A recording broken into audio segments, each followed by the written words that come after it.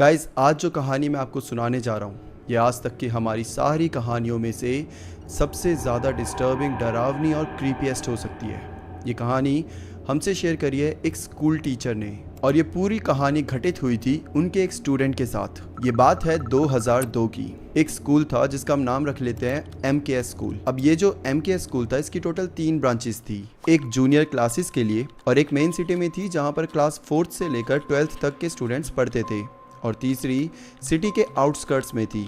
हमारी कहानी main city वाली ब्रांच से जुड़ी है। उसी साल क्लास 9th में एक नया सेक्शन बनाया गया था, सेक्शन E। इस क्लास में सारे नए स्टूडेंट्स थे। सिर्फ 2 स्टूडेंट थे जो पहले भी 9th में थे, देन वो वापस से फेल हो जाते और वापस से अब 9th ही रिपीट पढ़ रहे हैं। तो पहले का नाम होता है शौर्य और दूसरे का नाम होता है ग्रवित। अब ये दोनों जो थे ये पूरे स्कूल में बदनाम थे। जूनियर्स तो छोड़ो, क्लास के टीचर्स भी इनसे पंगा नहीं लेते थे, और इसकी वजह सिर्फ उनका एग्रेसिव नेचर नहीं था, बल्कि शौर्य के जो पापा थे वो खुद इस स्कूल के MKS स्कूल के डीन थे, और जो ग्रवित था वो तो बहुत ही रिच फैमिली बैकग्राउंड से बिलोंग करता था। अब ये दोनों के पास पावर भी थी, पैसा भी था, सब कुछ था। इनके नॉर्मली स्कूल के बाहर जो दोस्त थे वो काफ़ी गुंडेगर्दी में थे, काफ़ी मवाली टाइप आप बोल सकते हो, जो कि लोगों को धमकाते हैं, उनकी ज़िंदगी नरक बनाते हैं और छोटी छोटी बात में मारपीट करते हैं। और इसी वजह से शौर्य और ग्रवित से कोई पंगे नहीं लेता था। जितने भी स्टूडेंट्स थे वो इनसे दूर ही रहते थे। अब मई का महीना चल रहा था और समर वैकेशन शुरू होने में बस कुछ ही दिन बचे थे। स्कूल में एक पुरानी ट्रेडिशन थी कि हर साल वैकेशन शुरू होने से पहले एनुअल फंक्शंस ऑर्गेनाइज किया जाता था। इस बार भी तैयारियां जोरों पर चल रही थी। शौर्य, ग्रवित, आदित्य और शिवा ने स्कूल के ड्रामा में पार्टिसिपेशन लिया हुआ था। इसी वजह से स्कूल की रेगुलर छुट्टी के बाद भी उन्हें प्रैक्टिस के लिए रुकना पड़ता था। उस दिन भी लगभग पूरा स्कूल खाली हो चुका था। सिर्फ ड्रामा ग्रुप और एक डांस ग्रुप के कुछ स्टूडेंट्स ही कैंपस में बचे हुए थे। स्कूल का कैंपस काफी बड़ा था और शाम होते होते उस जगह का माहौल वैसे ही अजीब लगने लगता था। YouTube एक ऐसा करियर है जहां पर आप सिर्फ अपना ही फ्यूचर नहीं बनाते, बल्कि अपने पेरेंट्स, अपने भाई बहन, अपने क्लोज वंस, सबका करियर बदल सकते हो। अगर आप YouTube पर सक्सेसफुल हो जाते हो तो उसका इम्पैक्ट सिर्फ आप तक सीमित नहीं रहता। लेकिन सवाल वही आता है कि हर कोई YouTube पर सक्सेसफुल नहीं हो सकता। उसके लिए आपको एक प्रॉपर गाइडेंस चाहिए। मेरे पास वो नहीं थी और इसलिए मुझे 8 साल लगे ये सब सीखने के लिए। लेकिन आपको 8 साल नहीं लगेंगे, क्योंकि मैंने अपना कंप्लीट YouTube कोर्स लॉन्च किया है। पिछले 8 सालों में मैंने अपने 5 चैनल ग्रो करे हैं, वो भी अलग अलग जॉनरा के, सिर्फ हॉरर में ही नहीं बल्कि अलग अलग जॉनरा में। और हर चैनल ने मुझे YouTube के एल्गोरिदम, ऑडियंस साइकोलॉजी और ग्रोथ को अलग पर्सपेक्टिव से समझाया है। अगर मैं अपनी बात बताऊं तो मेरे को अपना पहला चैनल ग्रो करने में 5 साल लगे थे। मैंने बहुत सारी गलतियां करी थी, बहुत सारी चीज़ें सीखी थी, और इन्हीं 5 सालों में जो एक चैनल ग्रो करने में मैंने चीज़ें सीखी, जो एल्गोरिदम समझा, उसके बाद मैंने अगले 3 साल में 4 चैनल ग्रो कर दिए। तो ऑब्वियसली आप इसे लक नहीं कह सकते। 8 साल में मैंने बहुत सी ऐसी चीज़ें सीखी है जो अगर आपको पता चल जाए तो आप भी अपने चैनल को आराम से ग्रो कर सकते हो। और वो सारी चीज़ें मैंने बताई है अपने YouTube के कोर्स में। तो प्लीज़, अगर आपको सीरियसली एक यूट्यूबर बनना है, अगर आप सीरियसली यहाँ पर अपना फ्यूचर देखते हो, अगर आपको मेरी जगह बैठना है, मेरे जितने सब्सक्राइबर पाने हैं और शायद मेरे से ज़्यादा ही ग्रो करना है, तो this is the right time. क्योंकि सच बता रहा हूँ, अगले 4 साल में हॉरर कंटेंट में खासकर बहुत ज़्यादा डिमांड में आने वाला है। तो मैं सच बता रहा हूँ, ये सही टाइम है। आपको कुछ नहीं करना, नीचे दी गई हुई लिंक पर जाना है, आप सीधा मेरे YouTube कोर्स पर चले जाओगे, या फिर नॉर्मली आप गूगल में alphaakki.com भी सर्च कर सकते हो। आप सीधा मेरी साइट में चले जाओगे जहाँ पर आपको मेरा कोर्स मिलेगा। एंड ट्रस्ट मी, एक बार आपने वो कोर्स ले लिया और जो मैंने वहाँ पे सिखाया है वो आपने सीख लिया ना, तो आपको वो सब सीखने को मिल जाएगा जो मैंने पिछले 8 सालों में सीखा था। मैं कोई फोर्स नहीं कर रहा, बट ट्रस्ट मी, अगर आप सच में YouTube के लिए सीरियस हो तो आपको एक बार वो कोर्स ज़रूर देखना चाहिए। अब प्रैक्टिस के दौरान जो ग्रवित होता है उसको वॉशरूम जाना था, तो साथ में जो शिवा होता है वो भी बोलते चल मैं भी चलता हूँ, मेरे को भी पानी पीने जाना है। अच्छा ठीक है। अब ग्रवित वॉशरूम में है और तब बगल वाले वॉशरूम से किसी की आवाज़ आ रही है। तो ग्रवित थोड़ा सा बोलता है कि कौन है भाई, लेकिन सामने से कोई आवाज़ नहीं आती। 1-2 बार और बुलाता है लेकिन आगे पीछे से कोई आवाज़ नहीं आती, बिल्कुल नो रिस्पॉन्स। तो ग्रवित बोलता है छोड़ जान दे। वो भी जैसे ही बाहर निकलता है, और बाहर जब वो बगल में देखता है जहाँ से उसे आवाज़ आ रही थी, जहाँ वो अभी पुकार रहा था कि कौन है करके, जब वो बाहर निकल कर देखा तो उसने देखा कि बगल वाले सारे वॉशरूम्स बाहर से लॉक्ड है, यानी कि अंदर कोई नहीं था। 2 मिनट के लिए तो ग्रवित भी हैरान हो जाता है कि अगर ये दोनों वॉशरूम लॉक्ड है, कोई अंदर था ही नहीं, तो फिर ये आवाज़ आ कहाँ से रही थी। अब ग्रवित बाहर आता है तो शिवा बाहर खड़ा था। ग्रवित शिवा से कहता है कि तू कोई आवाज़ मार रहा था या बगल वाले वॉशरूम में गया था। शिवा बोलते नहीं यार, मैं तो पानी पी रहा था और मैं तेरा वेट कर रहा था, मैं तो तब से बाहर ही हूँ, काफ़ी टाइम भी हो गया था। ग्रवित बोलता है पता नहीं यार फिर कौन था, चल छोड़। ये बोलकर अब ये दोनों वापस से प्रैक्टिस के लिए चले जाते हैं। लेकिन जब ये वापस जा रहे थे तो बीच में बहुत सारे क्लासरूम्स आ रहे थे। अब ग्रवित जा रहा है और एक ऐसी क्लासरूम आती है जहाँ से मतलब वो क्रॉस कर ही रहा था कि एकदम उसके बीचों बीच ग्रवित रुक जाता है। इनफैक्ट वो रुका नहीं था, जैसे कि मानो वो जम गया था। शिवा पहले तो आगे चलता रहा, फिर उसने नोटिस करा कि ग्रवित कहाँ है। पीछे मुड़ के देखा तो ग्रवित एक जगह खड़े होकर सीधा क्लासरूम के अंदर की तरफ देख रहा है। शिवा ग्रवित को बुला रहा है कि आजा, क्या हो गया। ग्रवित का चेहरा सफ़ेद पड़ चुका था और आंखों में इतना शौक था जैसे कि उसने कुछ ऐसा देख लिया हो जो कि उसको देखना नहीं चाहिए था। अब शिवा के 10 बार आवाज़ लगाने पे ग्रवित का जब कोई रिस्पांस नहीं आ रहा था तो शिवा भागते हुए ग्रवित के पास आता है और उसके कंधे के ऊपर हाथ रखता है। तब जाकर ग्रवित को थोड़ा सा होश आया। अब ग्रवित को जैसे ही होश आता है वो सीधा क्लासरूम के अंदर जाकर देखने लगता है, लेकिन अंदर कुछ नहीं होता। शिवा ने बार बार पूछा कि क्या हुआ, लेकिन ग्रवित ने सिर्फ इतना कहा कि कुछ नहीं, और बात वहीं पर ख़त्म कर दी। प्रैक्टिस चलती रही और धीरे धीरे शाम होने लगी। स्कूल बंद होने में लगभग 15 मिनट बचे थे जब एक टीचर ने शौर्य को आवाज़ लगाई और अपने पीछे आने को कहा। शौर्य बिना कुछ बोले उनके पीछे चल दिया। अब ये टीचर जो होती है वो सीढ़ियों से ऊपर वाले फ्लोर की तरफ जा रही होती है और शौर्य भी उनके पीछे पीछे था, लेकिन अचानक उसका पैर फिसल जाता है और वो लड़खड़ा जाता है। बस एक सेकंड के लिए उसकी नज़र टीचर से हटती है। जब उसने दोबारा ऊपर देखा तो टीचर वहाँ नहीं थी। एक पल पहले जो उसके सामने चल रही थी वो अचानक गायब हो चुकी थी। शौर्य ने सोचा शायद वो किसी क्लासरूम में चली गई होगी और शौर्य जो सबसे पास वाली क्लासरूम थी उसके अंदर घुस जाता है। पूरे क्लासरूम में काफी अंधेरा छाया हुआ था। उसने अंदर कदम रखा ही था कि पीछे से दरवाजा जोर से बंद हो गया। उस आवाज ने उसके दिल की धड़कन बढ़ा दी और दरवाजा बंद होते ही पता नहीं क्यों बट शौर्य थोड़ा घबरा जाता है। घबराकर उसने क्लासरूम के अंदर लाइट का स्विच ऑन करा। अब जो लाइट होती है वो जल जाती है, लेकिन वो नॉर्मल तरीके से नहीं चलती, वो बहुत तेज़ी से फ्लिकर होने लग जाती है। इतनी तेज़ी से कि मानो लाइट अभी के अभी फट जाएगी। पूरे रूम में करंट की अजीब सी आवाज़ गूंज रही होती है। अब शौर्य का पूरा ध्यान ऐसे लाइट की तरफ जा रहा है कि क्या हो रहा है, कहीं कुछ फट ना जाए, कहीं करंट ना लग जाए। कि उसी दौरान शौर्य को दिखता है कि क्लासरूम के उसी दूसरे कोने में एक लड़का खड़ा था और वो लड़का कोई अनजान लड़का नहीं था बल्कि शौर्य उसे जानता था। उस लड़के का नाम था मोहित। और अगले ही सेकंड शौर्य इतना ज़्यादा घबरा जाता है कि वो जो बंद दरवाज़ा होता है उस पर ज़ोर ज़ोर से हाथ से वो दरवाजे को बजाने लगता है। उसे खोलने के लिए पूरा पुश कर रहा होता है, चिल्ला रहा होता है और बस उसे कैसे भी करके बाहर निकलना था। लेकिन शौर्य की आवाज़ वो कुछ भी कर ले, चिल्ला ले, वो पुकार ले, रो ले, लेकिन नीचे मौजूद उसके दोस्तों तक वो आवाज़ नहीं पहुंच रही थी। क्योंकि प्रैक्टिस रूम था तो वहाँ पे म्यूज़िक लाउड चल रहा था और सारे लोग इस समय प्रैक्टिस रूम के अंदर थे। उससे प्रैक्टिस रूम के बाहर सिर्फ और सिर्फ शौर्य था और जब वो चिल्ला रहा था तो ऑब्वियसली उसकी आवाज़ नीचे तक नहीं पहुँच पा रही थी। कुछ देर तक यही चलता रहा और फिर उसके बाद अचानक से जो लाइट फ्लिकरिंग हो रही थी वो एकदम स्टेबल हो जाती है। शौर्य थोड़ी सी हिम्मत दिखाकर पीछे मुड़कर देखता है तो वहाँ मोहित नहीं होता, इनफैक्ट कोई भी नहीं होता। और वो दरवाज़ा जिसे शौर्य पूरी जान लगाकर खोलना चाह रहा था वो दरवाज़ा अचानक से अपने आप खुल जाता है और 1 मिनट में ऐसा माहौल हो जाता है जैसे कि मानो कुछ हुआ ही ना हो। अब शौर्य बिना 1 सेकंड गवाए सीधा नीचे भागता है और जाते ही ग्रवित को पकड़ लेता है। उसका चेहरा देखकर ही ग्रवित समझ गया था कि कुछ तो बहुत गलत हुआ है। हाँफते हुए शौर्य ने कहा कि उसने मोहित को देखा है। ये सुनते ही ग्रवित चुप हो गया क्योंकि जिस क्लासरूम के सामने वो पहले जम गया था उसने भी वहां पर मोहित को ही देखा था। अब आखिर ये मोहित कौन था? कौन था मोहित जिसे देखकर शौर्य और ग्रवित, जिससे पूरा स्कूल डरता था, पूरी फेडरेशन डरती थी, वो दोनों मोहित से डर रहे थे।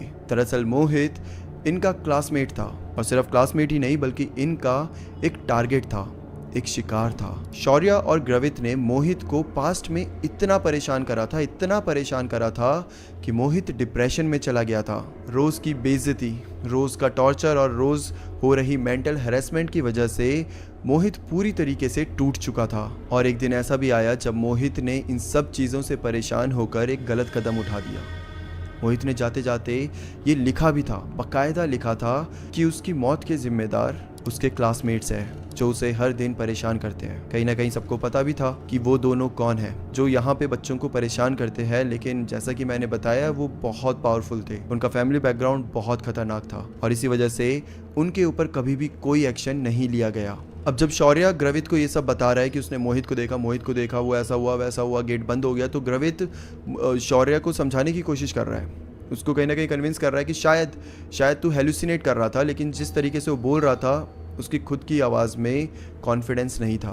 क्योंकि ग्रवित ने खुद भी मोहित को देखा था और शायद ये पहली बार था जब इन दोनों ने अपनी जिंदगी में डर क्या होता है, वो फीलिंग क्या होती है, उसे महसूस करा था। उस दिन प्रैक्टिस खत्म होने के बाद पहली बार ऐसा हुआ कि शौर्य और ग्रवित बिना किसी से बात किए सीधा स्कूल से निकल गए। ना वो किसी को डरा रहे थे, ना हंस रहे थे और ना ही शोर मचा रहे थे। पार्किंग तक जाते वक्त भी दोनों बार बार पीछे मुड़कर देख रहे थे, जैसे कोई उनके पीछे चल रहा हो। आखिर में शौर्य ने धीरे से पूछा, भाई तूने भी वही देखा था ना? कुछ सेकंड तक सिर्फ खामोशी रही और फिर ग्रवित ने बिना उसकी तरफ देखे धीरे से कहा, हाँ मैंने भी मोहित को देखा था। और सिर्फ इस एक सेंटेंस ने दोनों की बची हुई हिम्मत को भी तोड़ दिया, क्योंकि अब उन्हें समझ आ चुका था कि ये जो भी हुआ था वो सिर्फ हेलुसिनेशन तो नहीं था। अब दोनों अपने अपने घर चले जाते हैं। शौर्य जैसे अपने घर जाता है, तुरंत उसकी मम्मी ने नोटिस कर लिया कि शौर्य के साथ आज कुछ तो हुआ है।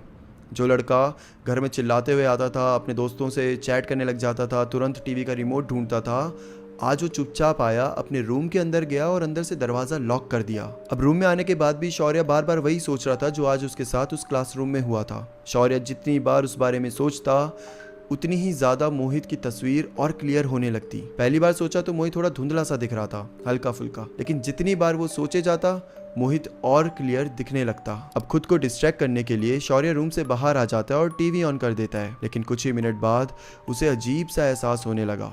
ऐसा लग रहा था जैसे रूम में उसके अलावा कोई और भी मौजूद हो, जैसे रूम के किसी कोने में कोई चुपचाप खड़ा उसे देख रहा हो। उसने खुद को समझाया कि शायद वो ओवरथिंक कर रहा है, लेकिन फिर भी उसके अंदर की बेचैनी कम नहीं हुई। अब शौर्य अपने वॉशरूम में जाता है, अपना मुंह धोता है और मुंह धोते वक्त जो फेस वॉश होता है उसकी आंखों में चला जाता है, तो एकदम ऐसे आंखें एकदम टाइट कर लेता है। और तब जब उसे कुछ नहीं दिख रहा था, जब उसकी आंखें पूरी बंद थी, उसे पीछे से, अब वॉशरूम में क्या था, थोड़ा पानी भी गिरा हुआ था, तो उन पानी पर किसी के फुट स्टेप्स की आवाज़ उसे सुनाई देती है, जैसे कि कोई पीछे चल रहा हो। शौर्य एकदम घबरा जाता है। ऑब्वियसली उसे बार बार वो मोहित वाली फीलिंग जा ही नहीं रही थी उसके दिमाग से, और इसमें जब उसे वो फुट स्टेप्स की आवाज़ आई तो उसका और दिमाग घूम गया। वो जल्दी से पानी अपने फेस पे मारता है ताकि उसकी आंखें ठीक हो सके।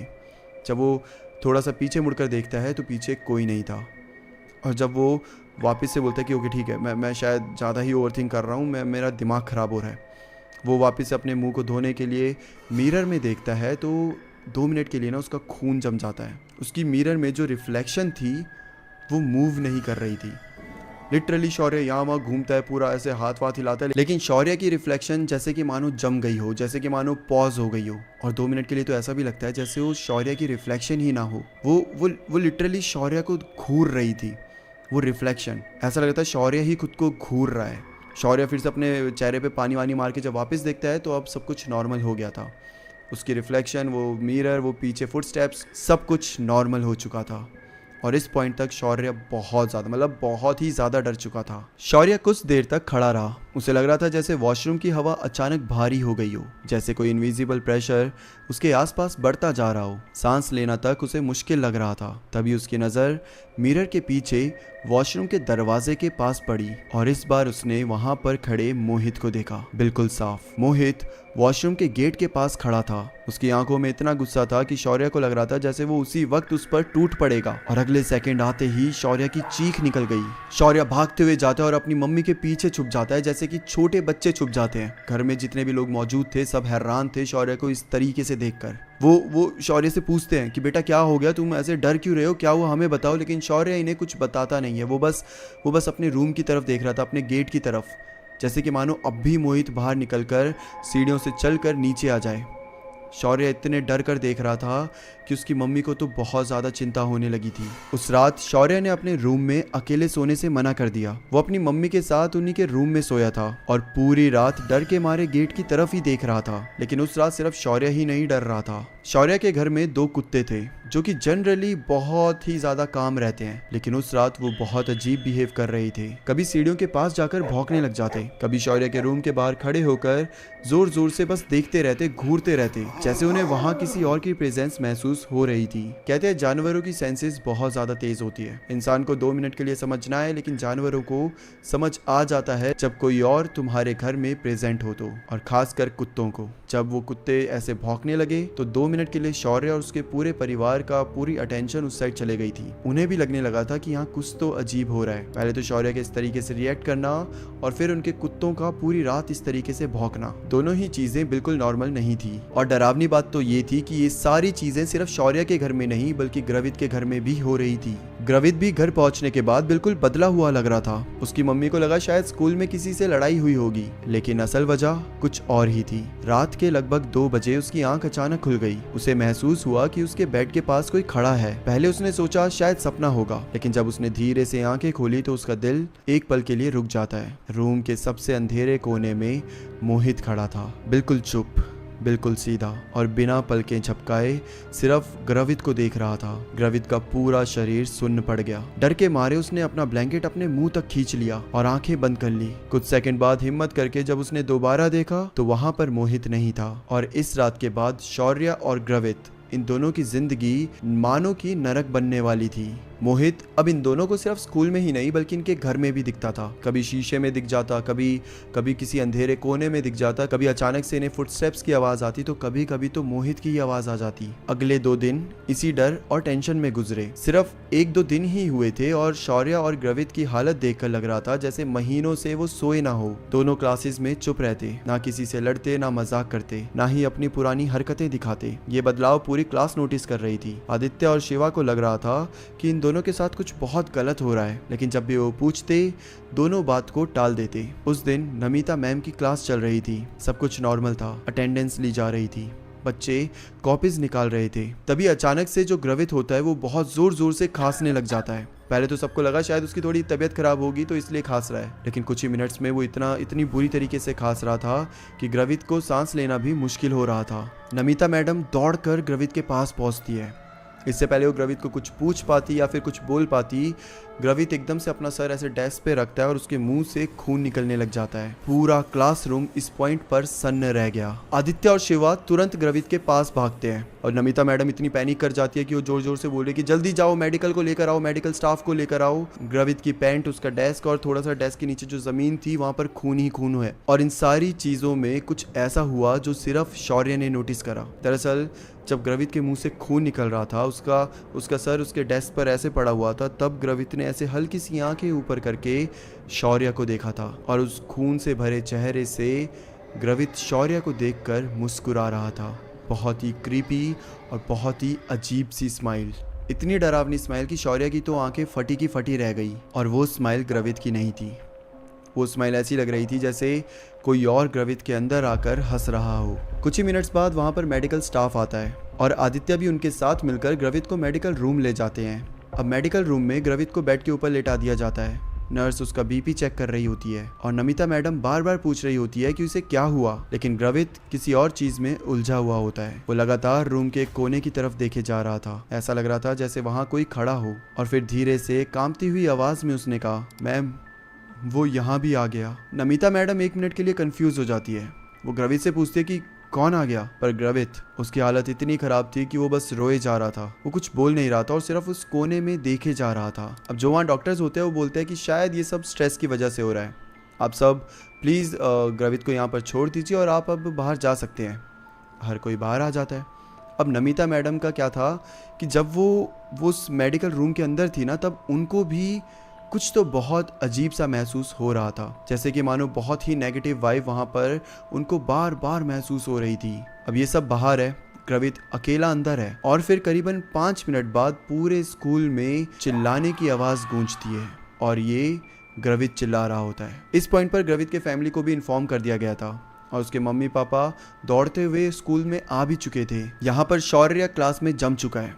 जो नमिता मैडम है, जो बाकी स्टाफ है, वो रूम के बाहर खड़ा है। ग्रवित के mummy papa on the way है स्कूल की तरफ और पूरे स्कूल में ग्रवित बार बार चीख रहा है, बार बार चिल्ला रहा है, ऐसी चीख जैसे कि ग्रवित बहुत ज्यादा दर्द में हो। नमिता मैम और इस बार तो उनके साथ बाकी टीचर्स भी तुरंत दौड़ते हुए जाते हैं मेडिकल रूम के अंदर। अब जैसे ये सारे मेडिकल रूम के अंदर जाते हैं, 2 मिनट के लिए सब के सब वहीं खड़े रह जाते हैं। अपनी आंखों के सामने जो ये नज़ारा देख रहे थे उस पर यकीन करना बहुत मुश्किल था। ग्रवित जमीन पर गिरा हुआ था, हर जगह खून ही खून था। सामने कुछ मेडिकल बॉक्सेस थे जो कि गिरे हुए थे और एक कोने में एक चेयर थी, वो भी गिरी हुई थी। ग्रवित बेहोश हो चुका था और उसके सर से लगातार खून निकल रहा था और सबके दिमाग में सिर्फ एक ही सवाल चल रहा था कि पिछले 5 मिनट्स में आखिर हुआ तो हुआ क्या। एक टीचर ने तुरंत एम्बुलेंस बुलाई।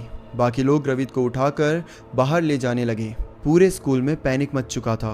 बच्चे कॉरिडोर्स में खड़े डर के मारे मेडिकल रूम की तरफ देख रहे थे, लेकिन उस पूरे हंगामे के बीच नमिता मैम वही दरवाजे पर खड़ी रह गई। जब सब लोग रवित को उठाकर बाहर ले जाने लगे तब उनकी नज़र उस साइड पड़ी जहां पर वो चेयर पड़ी हुई थी, और उस साइड देखते ही नमिता मैडम का तो पूरा शरीर सुन्न पड़ गया। एक लड़का चेयर के बगल में खड़ा हुआ था, स्कूल की यूनिफॉर्म पहने हुए, पूरा सफ़ेद चेहरा, आंखों के नीचे काले गड्ढे थे और उसके गले में एक अजीब सा निशान था। वो लड़का चुपचाप खड़े होकर नमिता मैडम को देखे जा रहा था। वो लड़का मोहित था और नमिता मैडम भी मोहित को अच्छे से जानती थी। मोहित ने पहले तो नमिता मैडम को बिल्कुल नॉर्मल देखा, एकदम प्लेन एक्सप्रेशन के साथ, बट एक समय ऐसा आया जब मोहित नमिता मैम को देखकर स्माइल करता है, और ये स्माइल बिल्कुल इंसानी नहीं थी। ये स्माइल ऐसी थी जैसे कि मानो उसने किसी से बदला ले लिया हो, जैसे कि मानो उसका मकसद पूरा हो गया हो। नमिता मैम शॉक में उस कॉर्नर की तरफ देखती रह गई, और तभी अचानक से कॉरिडोर में एक और चीखने की आवाज़ गूंजती है। इस बार चीखने की आवाज़ मेडिकल रूम से नहीं बल्कि क्लास 9E से आ रही थी। एक स्टूडेंट भागते हुए आया और पैनिक में बोला, मैम जल्दी आइए, शौर्या को कुछ हो गया है। ये सुनते ही सारे टीचर्स क्लासरूम की तरफ दौड़ पड़े और नमिता मैम भी जैसे तैसे करके होश में आई और फिर वो पीछे भागने लगी। लेकिन क्लासरूम में पहुंचते ही जैसे ही वो सीन सबने देखा वो सब दंग रह गए। शौर्या क्लासरूम की दीवार पर अपने सर को बहुत जोर जोर से मार रहा था, इतनी जोर से कि उसके सर से भी खून निकलने लगा था। क्लासरूम में मौजूद जितने भी बच्चे थे वो सब एक कोने में जाकर पूरी तरीके से डरे पड़े थे। कुछ बच्चे तो रो भी रहे थे, कुछ बच्चे शौर्य को जाकर रोकने की कोशिश कर रहे थे, लेकिन शौर्य किसी के भी कंट्रोल में नहीं आ रहा था। अब जो टीचर्स भागते हुए क्लास में पहुंचते हैं उनमें 2 PTI टीचर भी थे, वो भी भागते हुए जाते हैं। बाकी भी टीचर्स जाते हैं और शौर्य को पकड़ते हैं, कंधे से पकड़ते हैं, हाथ से पकड़ते हैं, और काफ़ी मुश्किल के बाद शौर्य फाइनली इनके थोड़े से कंट्रोल में आता है। अब जैसे ही PTI टीचर उसे पीछे करते हैं ना, शौर्य एकदम से ऐसे होश में आ जाता है और डर के मारे सीधा एक कोने में जाकर बैठ जाता है और रोते रोते कहता है कि वो मुझे मार देगा, वो मुझे मार देगा, मुझे बचा लो, प्लीज़ मुझे बचा लो। शौर्य के ये बोलते ही पूरे क्लासरूम में सन्नाटा छा गया। अब PTI टीचर जो होते हैं वो उसके कंधे पकड़कर पूछते हैं कि तुझे कौन मार देगा, तू आखिर किससे इतना डरा हुआ है। लेकिन शौर्य जैसे कि मानो उनकी कोई भी बात सुन ही नहीं रहा था। उसकी नज़र क्लासरूम के लास्ट कॉर्नर पर टिकी हुई थी, जैसे वहां पर कोई मौजूद हो। फिर वो लगभग रोते हुए चिल्लाकर कहता है कि वो यहीं खड़ा है, उसे हटाओ, उसे यहाँ से हटाओ। अब पूरी क्लास उस डायरेक्शन में देखने लगी, लेकिन वहां कुछ भी नहीं था। कम से कम बाकी सबको तो कुछ नहीं दिख रहा था। काफी मुश्किल से शौर्य को शांत कराया गया और उसे भी हॉस्पिटल भेज दिया गया। अब कुछ दिन के लिए तो इनको छुट्टी दे दी गई थी, लेकिन शौर्य और ग्रवित दोनों की ही हालत इम्प्रूव होने की जगह जगह और ज़्यादा खराब होती जा रही थी। ये दोनों ही बहुत ही पागलों की तरह बिहेव करते, कभी किसी से बात करते जो कि वहाँ होता ही नहीं था, कभी अचानक से रात को चिल्लाने लग जाते, रोने लग जाते, कभी बोलते कि वो हमें मारने आ रहा है, वो हमें देख रहा है, और कभी कभी तो खुद को ही नुकसान पहुँचाने की भी कोशिश करते। डॉक्टर्स, मेडिसन, साइकेट्रिस्ट, हर किसी को दिखा दिया, लेकिन इनकी तबीयत बिल्कुल ठीक नहीं हो रही थी। इनफैक्ट इनका वेट गिरता जा रहा था, पतले होते जा रहे थे, इनको हमेशा बुखार रहता, इनकी हमेशा सर में इतनी दर्द रहती कि ये सहन ही नहीं कर पाते। ये हालत इन दोनों की हो चुकी थी, और सिर्फ इन दोनों की ही नहीं बल्कि नमिता मैडम की हालत भी धीरे धीरे खराब होने लगी थी, जैसे कि मानो मोहित का इम्पैक्ट सिर्फ शौर्य और ग्रवित पे नहीं, नमिता मैडम पे भी पड़ रहा हो। अब धीरे धीरे समर वैकेशन शुरू हो गए और स्कूल कुछ हफ्तों के लिए बंद हो गया। जब स्कूल दोबारा खुला तब भी शौर्य और ग्रवित वापस नहीं आए थे। नमिता मैडम भी पहली जैसी नहीं रही थी, उनमें भी काफी बदलाव आए थे। स्कूल खुले सिर्फ 1-2 दिन ही हुए थे। एक दिन स्टाफ रूम में कुछ टीचर्स पुरानी घटनाओं के बारे में बात कर रहे थे, तभी सबको किसी बच्चे की रोने की आवाज़ सुनाई दी। आवाज़ इतनी साफ थी कि स्टाफ रूम के साथ साथ प्रिंसिपल भी सुन रहा था। सब लोग बाहर निकलते हैं। आवाज़ स्कूल के अंदर ही कहीं से आ रही थी, लेकिन कोई बच्चा नज़र ही नहीं आ रहा था। फिर अचानक सबकी नज़र 2nd फ्लोर के हॉल की रेलिंग पर जाकर रुक गई। वहाँ एक लड़का खड़ा था और उस लड़के को देखते ही सबकी सांसें रुक गई। वो मोहित था, लेकिन इस बार वो डरावना नहीं लग रहा था। ना उसका चेहरा खराब था, ना उसकी आंखों में गुस्सा था। वो बिल्कुल वैसा ही लग रहा था जैसे 1 साल पहले लगता था, जैसे सबके सामने कोई पुरानी याद जिंदा हो गई हो। मोहित धीरे धीरे रेलिंग पर चढ़ रहा था। फिर उसने नीचे खड़े टीचर्स की तरफ देखा और मुस्कुराने लगा। बिल्कुल वैसे ही मुस्कुरा रहा था जैसे कि मानो मरने से पहले मुस्कुरा रहा हो। और अगले ही पल उसने रेलिंग से छलांग लगा दी। सारे टीचर्स उसकी तरफ दौड़े, लेकिन बस 2 सेकंड बाद सब कुछ गायब हो गया। ना मोहित था, ना कोई बॉडी थी, ना कोई आवाज था, सब कुछ गायब, जैसे कि कुछ हुआ ही ना हो। लेकिन इस बार सबने एक ही चीज देखी थी और इस बात ने सबको हिला दिया। एक आदमी को कुछ दिख जाए तो उसे भ्रम लगता है, लेकिन जब एक ही वक्त पर 10 लोग एक ही चीज देख लें तो उसे इग्नोर करना मुश्किल हो जाता है। और इसी के बाद टीचर्स को मोहित की कहानी वापस याद आती है। मोहित बहुत ही शांत और बहुत ही सिंपल सा लड़का था। हमेशा पढ़ाई की तरफ उसका ध्यान ज़्यादा ही रहता था और कहीं ना कहीं उसकी शौर्य और ग्रवित से बिल्कुल नहीं बनती थी। शायद ये भी हो सकता है कि शौर्य और ग्रवित को मोहित का एग्जाम्पल दिया जाता था। उसके घर में बोला जाता था कि देखो तुम्हारी क्लास में एक बच्चा है जो इतना होनहार है, जो इतना पढ़ाकू है, और तुम लोग क्या करते हो। और यही कंपैरिजन कहीं ना कहीं शौर्य और ग्रवित को चुभता था। एक दिन ऐसा आता है जब उन्होंने सारी हदें पार कर ली। मोहित के कपड़े फाड़ दिए, उसे लड़कियों की तरह तैयार करा और पूरे स्कूल कॉरिडोर में उसको घुमाया गया था। और यही मोहित की ज़िंदगी का आखिरी दिन था। उसी दिन मोहित ने एक ऐसा कदम उठा लिया जो शायद किसी भी स्टूडेंट को नहीं उठाना चाहिए था। ऐसा नहीं है कि मोहित ने मदद नहीं मांगी, उसने नमिता मैडम से कई बार हेल्प मांगी थी। कई बार नमिता मैडम को अपनी प्रॉब्लम सुनाई थी, लेकिन वो वक्त ही ऐसा था जब उसकी कोई हेल्प नहीं कर पा रहा था। नमिता मैडम ने शायद कोशिश करी होगी थोड़ी बहुत, लेकिन नमिता मैम भी उसकी हेल्प नहीं कर पाई। जब मोहित के साथ ये सब हो रहा था तो सारे टीचर्स ने उन्हें देखा था, यहाँ तक कि प्रिंसिपल ने भी। ऐसा नहीं है कि उन्होंने कोई एक्शन नहीं लिया, उन्होंने उन्हें थोड़ा सा मारा। टीचर्स तो क्या ही मारेंगे, प्रिंसिपल ने उन दोनों को पनिश किया। उनके हाथ में डंडे से मारा गया था उनको, और पनिशमेंट दी गई थी। थोड़े दिनों के लिए उन्हें रस्टिकेट भी करा गया था, लेकिन सिर्फ ये पनिशमेंट थी, कोई पुलिस कंप्लेंट नहीं, कुछ नहीं। और ये जो पनिशमेंट थी ये मोहित की नज़रों में बहुत कम थी। मोहित की इतनी ज़्यादा बेइज्जती हो चुकी थी कि उसे समझ नहीं आ रहा था कि वो किस मुंह को लेकर, किस शक्ल से वो अपने क्लासमेट से मिले, किस चेहरे के साथ वो स्कूल वापस अटेंड करे। और उसी शाम को मोहित ने उसी रेलिंग से कूद कर अपनी जान ले ली। अब सारे टीचर्स को समझ आ रहा था कि शौर्य और ग्रवित के साथ ऐसा क्यों हो रहा है, लेकिन तब तक शायद बहुत देर हो चुकी थी। अगले कुछ हफ्तों में स्कूल में अजीब इंसिडेंट्स और होने लगे। कभी कोई स्टूडेंट बिना वजह से सीढ़ियों से गिर जाता, कभी किसी टीचर के साथ एक्सीडेंट हो जाता, और लगभग हर इंसिडेंट में किसी न किसी ने मोहित को देखने का दावा किया था। धीरे धीरे अफवाहें पूरे शहर में फैल गई, स्कूल की रेपुटेशन गिरने लगी। और फिर एक दिन प्रिंसिपल ऑफिस के अंदर एसी ब्लास्ट हो गया। और जब ये एसी ब्लास्ट हुआ था तो प्रिंसिपल वहीं पर उसी रूम में थे, और बाद में उन्होंने भी एक ही चीज़ बताई कि ब्लास्ट होने से पहले उन्होंने भी मोहित को देखा था। एक साइड स्कूल में ये सब चल रहा था, पेरेंट्स अपने बच्चों को स्कूल भेजने से मना कर रहे थे, और दूसरी साइड खबर आती है कि शौर्य कोमा में चला जाता है। इतना सब होने के बाद अचानक से स्कूल में अनाउंसमेंट होती है कि इनकी बिल्डिंग में कंस्ट्रक्शन और रेनोवेशन का वर्क चलेगा, जिस वजह से इस बिल्डिंग को कुछ टाइम के लिए बंद कर दिया जाएगा। वैसे तो रीज़न रेनोवेशन का दिया गया था, लेकिन असली कारण सबको पता था। सारी क्लासेस दूसरी ब्रांचेस में शिफ्ट कर दी गई, और इस दौरान मोहित के घर वालों की परमिशन से कई पूजा पाठ और शांति हवन भी करवाए गए। टीचर्स तक उन रिचुअल्स में शामिल होते थे। धीरे धीरे इंसिडेंट्स कम होने लगे, स्कूल के अंदर का माहौल भी धीरे धीरे शांत होने लगा। और फिर लगभग 1 साल बाद शौर्य को भी होश आ गया, और फिर धीरे धीरे शौर्य और ग्रवित दोनों की हालत ठीक होने लगी।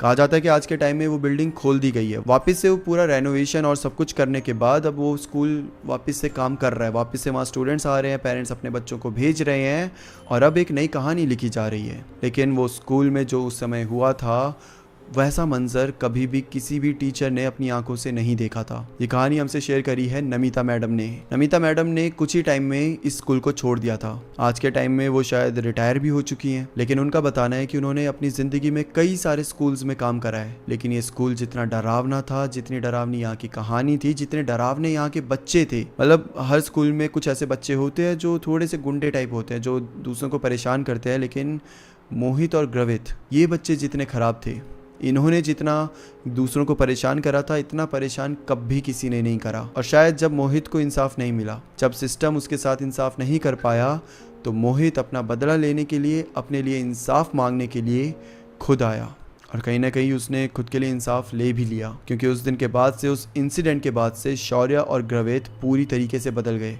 इतने कि किसी को परेशान करना तो छोड़ो, अब वो किसी से बात करने से भी बचते थे। उनको इतना डर लगता था कि कहीं बात बात में भी वो किसी को इतना हर्ट ना कर दें, किसी से ऐसे पंगे ना ले लें। कि बाद में उनके साथ कुछ गलत ही हो जाए। Well that's it for today दोस्तों। ये एक ऐसी कहानी थी जो कि 2002 में घटित हुई थी और बहुत सारे रीजंस की वजह से हमने स्कूल का पूरा नाम बदल दिया है। हमने शहर भी डिस्क्लोज नहीं करा है क्योंकि आज के टाइम में वो स्कूल अच्छा खासा चल रहा है, वहाँ पे अच्छे खासे बच्चों की केयर करी जा रही है। स्पेशली इस इंसिडेंट के बाद तो भाई बुली और ये जितने भी टाइप की चीज़ें हैं इनको बिल्कुल भी बर्दाश्त नहीं करा जा रहा है और जो भी बच्चे वहाँ पर ऐसे गुंडागर्दी करते हैं उनको अच्छी खासी पनिशमेंट दी जा रही है। इनफैक्ट उनको तो रस्टिकेट भी कर दिया जा रहा है। तो आई गेस कि स्कूल अच्छा खासा काम कर रहा है और 2002 के इंसिडेंट की वजह से हम आज के टाइम में उस स्कूल का नाम लें तो वो कहीं ना कहीं उसके लिए सही नहीं रहेगा। सो या हमने स्कूल का नाम चेंज कर दिया है, हमने बच्चों का भी नाम चेंज करा है।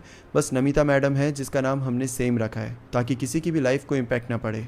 सो या फिर मिलते हैं किसी और टॉपिक के साथ। इस कहानी को लेकर आपका क्या कहना है, आपका क्या मानना है, और अगर आपके साथ भी स्कूल में कुछ ऐसा होता है तो आप कमेंट में ज़रूर बता सकते हैं क्योंकि ट्रस्ट मी अपने दिल के अंदर ये सारी चीज़ें दबा के रखना बिल्कुल सेफ़ नहीं है, बिल्कुल सही नहीं है। अगर आप कमेंट्स में अपनी कहानी शेयर करेंगे तो हो सकता है कमेंट्स में बाकी लोग आपसे कुछ ऐसी बातें शेयर करेंगे जो आपके लिए मददगार होगी। सो प्लीज़ अगर आप इन सारी चीज़ों से गुज़र रहे हैं या फिर आपके साथ ऐसा कुछ हो रहा है सो प्लीज़ आप अपनी बात को कमेंट्स में रख सकते हैं। फिर मिलते हैं हम किसी और टॉपिक के साथ, तब तक के लिए bye bye and take care. Well दोस्तों ये थी आज की कहानी। आई होप कि आपको कहानी पसंद आए और एक बार फिर से मैं बताना चाहता हूँ कि अगर आपको मेरा यूट्यूब कोर्स लेना है तो पिन कमेंट और डिस्क्रिप्शन में जाके ज़रूर चेक करिए। देर मत करना, अगर सेकंड आउट भी आ रहे हैं तो एक बार लेके देख लो। ऐसा समझ लो ब्लिंकिट से 4-5 चिप्स खरीद लिए और ट्रस्ट मी वो 4-5 चिप्स की वैल्यू आपकी लाइफ बदल सकती है।